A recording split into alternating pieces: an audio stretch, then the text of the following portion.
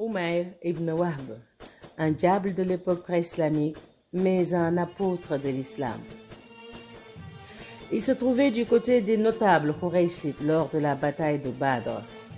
Umayr était doté d'une grande acuité visuelle et d'une capacité d'évaluation hors du commun. C'est pour cela que les Qurayshites lui confièrent la mission d'espionner l'armée musulmane et d'évaluer le nombre de combattants musulmans. Il devait aussi vérifier si des renforts étaient prévus ou si leur ennemi avait posté des hommes en embuscade. Umayr ibn Wahb al-Jumahi s'en alla à dos de cheval, fit un tour autour du camp de l'armée musulmane. Il revint ensuite auprès des siens pour les informer que l'armée musulmane était constituée de plus ou moins 300 hommes. Son intuition était bonne. Les Qurayshites lui demandèrent ainsi si les musulmans avaient prévu des renforts. Umayr leur répondit: « Je n'ai pas vu d'autres troupes dans les environs, mais par contre, je peux vous garantir que j'ai vu des hommes prêts à mourir et n'ayant pas grand-chose à perdre. Je ne pense pas que l'un d'entre eux sera tué avant qu'il n'ait tué l'un d'entre vous. S'ils sont 300 hommes et qu'ils en tuent autant parmi vous, quel bien y aura-t-il à vivre après cela? À vous maintenant de voir ce que vous voulez faire. » Les paroles de Umayr eurent de l'impact sur plusieurs notables Qurayshites qui proposèrent alors de rentrer à la Mecque sans livrer bataille. Mais Abu Jahl s'interposa en dénigrant leur position. Il réussit à galvaniser les combattants et à les remobiliser pour le combat. Abu Jahl sera la première victime de cette bataille. Les habitants de la Mecque surnommaient Umayr le diable de Quraysh. Ce diable fera preuve de bravoure à Badr, mais en vain, puisque les troupes Qurayshites seront écrasées et obligées de se replier vers la Mecque. Umayr devra alors abandonner son fils qui sera fait captif à la fin de la bataille. Un jour, Umayr engagea une discussion avec son cousin Safwan ibn Umayya, qui avait perdu son père Umayya ibn Khalaf lors de la bataille de Badr. Ils nourrissaient tous deux beaucoup de rancune envers les musulmans. Laissons au roi ibn Az-Zubayr nous raconter leur longue conversation.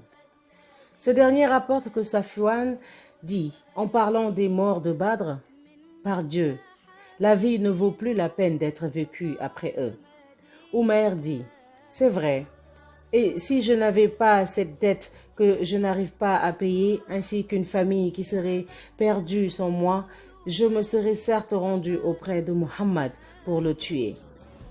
En effet, j'ai de quoi prétexter ma venue à Médine.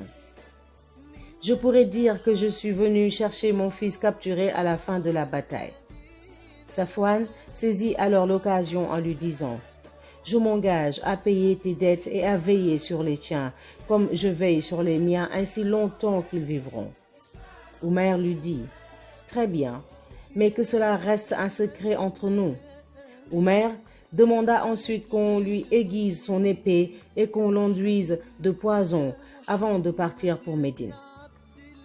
Omar ibn al-Khattab sera le premier à le voir arriver dans la cité. Umayr était arrêté devant la mosquée, l'épée en bandoulière. Omar discutait alors avec quelques musulmans de la bataille de Badr et de la faveur que Dieu leur avait accordée en leur offrant la victoire. En le voyant, il dit: « Voici la canaille de l'ennemi de Dieu, Umayr ibn Wahb. Je suis certain qu'il vient à nous avec de mauvaises intentions. C'est lui qui nous a montés les uns contre les autres et nous a épiés lors de la bataille de Badr. » Omar se rendit ensuite auprès du messager de Dieu sallallahu alayhi wa sallam et lui dit: « Ô prophète, voici venu l'ennemi de Dieu, Umayr ibn Wahb. Sache qu'il porte son épée à la ceinture. » Le prophète alayhi salatu wa salam lui dit: « Fais-le donc entrer. » Omar s'approcha alors d'Umayr, tira sa bandoulière qui portait son épée et la lui passa autour du cou. Il s'adressa ensuite aux Ansar présents en leur disant: rejoignez le messager de Dieu, sallallahu alayhi wa sallam, et asseyez-vous auprès de lui. Veillez à ce que ce scélérat ne fasse rien, car on ne peut se fier à lui. Omar le fit entrer en tenant fermement la bandoulière de son épée posée autour de son cou. Lorsque le messager de Dieu, sallallahu alayhi wa sallam, le vit ainsi, il lui dit: oh Omar, lâche-le. Puis il demanda à Omer de s'approcher. Ce dernier dit: bonjour, in'amu sabahan. Il s'agissait d'une salutation que faisaient les Arabes à l'époque pré-islamique. Le prophète sallallahu alayhi wa sallam lui dit: Dieu nous a gratifiés d'une meilleure salutation que la tienne. Il s'agit de la salutation de la paix, qui est la salutation des gens du paradis. Omer dit alors: par Dieu, je ne connais pas cette salutation. Le prophète sallallahu alayhi wa sallam lui demanda ensuite: ô Omer, qu'est-ce qui t'amène à Médine? Il dit: je viens chercher mon fils que vous retenez en captivité. Le messager de Dieu alayhi salatu wa salam dit: pourquoi donc portes-tu une épée autour de ton cou? Omer rétorqua: que Dieu maudisse ces épées. À quoi nous ont-elles servi? Le messager de Dieu sallallahu alayhi wa sallam lui dit: dis-moi la vérité, Omer. Qu'est-ce que tu viens faire à Médine?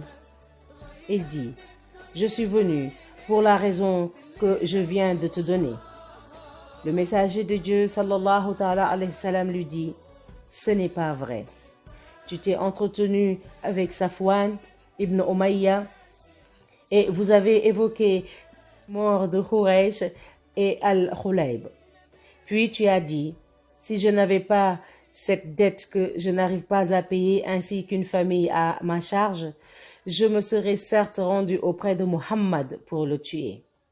Puis Safwan s'est engagé à payer ta dette et à veiller sur ta famille, à condition que tu me tues. Or Dieu t'empêchera d'accomplir ton dessein. En entendant ces paroles, Omer cria haut et fort: j'atteste qu'il n'y a de divinité que Dieu et que tu es le messager de Dieu. Personne n'avait connaissance de cette conversation, hormis Safwan et moi. Par Dieu, il n'y a que Dieu qui puisse t'informer de cette discussion. Louange à Dieu qui m'a guidé vers l'islam. Le prophète sallallahu alayhi wa sallam dit à ses compagnons: instruisez votre frère dans sa religion, enseignez-lui le Coran et libérez son prisonnier. Voilà l'histoire de la conversion de Omer. La lumière du messager de Dieu sallallahu alayhi wa sallam avait transformé ce diable de Khuraysh en apôtre de l'islam en l'espace d'un clin d'œil. Omar dit: je jure par celui qui détient mon âme entre ses mains que j'avais plus d'estime pour un porc que pour Omer avant qu'il ne revienne à Médine. Aujourd'hui, je l'aime plus que certains de mes enfants. Omer se mit à méditer sur la clémence de l'islam et sur la grandeur du messager de Dieu, sallallahu ta'ala alayhi wa sallam. Il se remémorait sa vaillance et son combat lors de la bataille de Badr. Il se souvenait de toutes les manigances qu'il avait montées contre les croyants avant qu'ils ne quittent la Mecque. Aujourd'hui, il s'était présenté au messager de Dieu, alayhi salatu wa salam, pour le tuer. Tout son lourd passé avait subitement été effacé en prononçant l'attestation de foi. L'islam portait une indulgence, une pureté et une assurance hors du commun. L'islam avait ce pouvoir d'effacer tous les péchés passés en faisant oublier aux croyants tous les délits et inimitiés du nouveau converti. L'islam avait aussi le pouvoir d'ouvrir les cœurs des croyants pour ce nouveau croyant en le recevant à bras ouverts. Ainsi, en l'espace d'un clin d'œil, Omer était devenu musulman à part entière. Comme les autres croyants, il avait des droits et des devoirs. Lui que Omar voulait, il y a quelques instants, tuer, était devenu plus cher que son fils. Si tout cela se produit seulement parce qu'un homme, en l'espace d'un instant, déclare sa conversion, Alors il ne fait aucun doute que l'islam est une grande religion. Omer prit rapidement conscience de ses devoirs envers sa nouvelle religion. Il souhaitait maintenant servir la religion de Dieu autant qu'il l'avait combattue. Il souhaitait aussi la prêcher autant qu'il avait œuvré pour qu'elle ne se fasse pas entendre. Il voulait, à travers son sacrifice, son honnêteté et sa dévotion, rechercher la satisfaction de Dieu et de son messager, sallallahu alayhi wa sallam. Omer s'adressa donc au messager de Dieu, alayhi salatu wa sallam, en lui disant: Ô messager de Dieu, par le passé, j'ai œuvré pour éteindre la lumière de Dieu et je me suis montré très agressif à l'égard des musulmans. Aujourd'hui, je souhaiterais que tu m'autorises à aller à la Mecque pour prêcher l'islam. J'espère voir Dieu guider les Mecquois vers le bon chemin. Sinon, laisse-moi nuire à la religion comme j'ai pu nuire aux musulmans par le passé. Qu'était donc devenu Safwan ibn Umayya depuis qu'il avait incité Omer à tuer le messager de Dieu, alayhi salatu wa salam? Depuis le départ de ce dernier pour Médine, Safwan se dandinait joyeusement dans les rues de la Mecque et fréquentait les assemblées publiques de très bonne humeur. Lorsqu'on lui demandait pourquoi il était si heureux alors que son père venait d'être tué sur le champ de bataille à Badr, il frottait les mains avec vanité en disant: Attendez-vous à une bonne nouvelle qui vous parviendra dans quelques jours et vous fera oublier la défaite de Badr. On rapporte aussi qu'il sortait chaque matin hors de la Mecque à la rencontre des caravanes et des voyageurs et demandait: Est-ce qu'un événement est survenu à Médine? Mais les réponses étaient toujours négatives, car personne n'avait entendu ou vu quelque chose d'anormal se produire à Médine. Safwan ne perdait toutefois pas espoir pour autant et continuait à questionner les voyageurs en attente d'une réponse le satisfaisant. Puis un jour, l'un de ces voyageurs lui dit: Oui, un événement important s'est produit à Médine. Safwan fut alors submergé par un sentiment de joie et s'empressa de lui demander: Raconte-moi donc ce qui s'est passé. L'homme lui dit: Omer ibn Wahb s'est converti à l'islam et maintenant il apprend sa religion ainsi que le Coran. Safwan fut alors pris de vertige car ses espoirs venaient d'être réduits à néant. Puis un jour, Omer ibn Wahb revint à la Mecque avec son épée, dégainée et prête à se battre. La première personne qu'il rencontra fut Safwan ibn Umayya. Ce dernier voulut l'attaquer, mais voyant qu'il tenait son épée à la main, il se contenta de lui lancer des insultes avant de partir. Ce jour-là, Omer ibn Wahb entrait à la Mecque en musulman alors qu'il avait quitté en négateur. Il entrait dans la cité en ayant à l'esprit les propos de Omar ibn al-Khattab qui avait dit, après s'être converti à l'islam: Par Dieu, j'irai maintenant en musulman partout où j'allais en négateur. Omer suivit ce principe lors de son séjour à la Mecque ainsi que toute sa vie durant. Il décida de consacrer sa vie à cette religion qu'il avait toujours combattue. Aujourd'hui, il se trouvait dans une situation telle qu'il pouvait servir contre toute personne qui voudrait lui causer du tort. Pour rattraper le temps perdu, Omer commença à prêcher l'islam nuit et jour, publiquement et aux yeux de tous. La foi que contenait son cœur dégageait la paix, la guidait et la lumière. Ces mots portaient la vérité et il invitait les gens à la justice, à la bienfaisance et au bien. Il ne négligeait pas non plus son épée, il l'utilisait comme arme de dissuasion contre les négateurs lorsque ces derniers essayaient d'obstruer la voie de Dieu aux croyants. Il n'hésitait pas non plus à dégainer son épée face aux négateurs qui tentaient de rendre la voie de Dieu tortueuse. En quelques semaines seulement, et grâce aux efforts de Omer ibn Wahb, le nombre de convertis à la Mecque avait dépassé l'entendement. Omer conduisit ensuite ses nouveaux convertis à Médine dans un long cortège. Il traversa le désert en un mouvement, lui qui avait jadis traversé le désert en négateur pour tuer le prophète sallallahu alayhi wa sallam. Revenu à la Mecque, musulman, le voilà qu'il retournait à Médine, mais cette fois-ci à la tête d'un long cortège de croyants. Voilà la grande nouvelle, celle de cet homme appelé jadis Diable de Quraysh, qui a été transformé par la guidée de Dieu en apôtre de l'islam. Omer restera toute sa vie fidèle à l'islam et présent aux côtés du messager de Dieu, sallallahu ta'ala alayhi wa sallam. Il accompagnera dans toutes les expéditions et sera présent dans chaque bataille. Son engagement ne changera jamais, même après la mort du messager de Dieu, sallallahu ta'ala alayhi wa sallam. Lors de la libération de la Mecque, Omer se rappellera de son ami et proche parent Safwan ibn Umayya. Il partira à sa rencontre pour le supplier de se convertir à l'islam. Avec la prise de la Mecque, il n'y avait plus de doute possible sur la véracité du prophète et de sa religion.